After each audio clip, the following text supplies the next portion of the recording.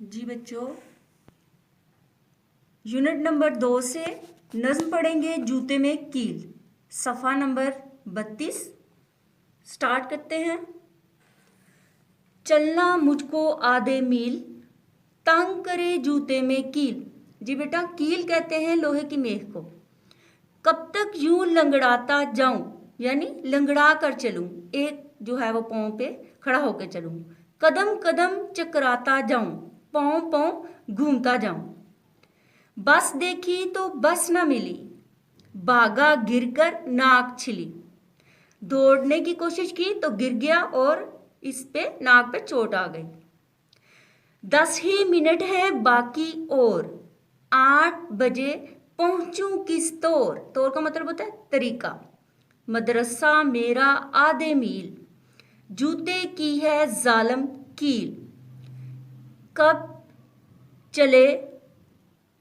चलने दे 4 कदम, कितना बारी है ये गम। गम का मतलब है दुख। मदरसे जाना था पापोश, मदरसे का मतलब है स्कूल, पापोश जूता पहन के। मेरा इसमें क्या है दोष, दोष का मतलब है कसूर। बूट की कैसे कील बिठाऊं, बेबस पढ़ने कैसे जाऊं, बेबस मजबूर होकर।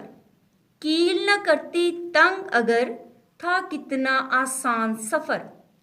घर की तरफ जाने वाली हर बस है खाली खाली।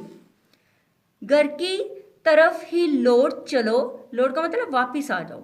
रोड पे कब तक ख्वार रहूं, ख्वार का मतलब होता है परेशान होता रहूं। चलना मुझको आधे मील, तंग करे जूते में कील। जी बच्चों, जूते में कील हमने नज्म पढ़ी। इसके शायर का नाम है शानुल हक हक्की।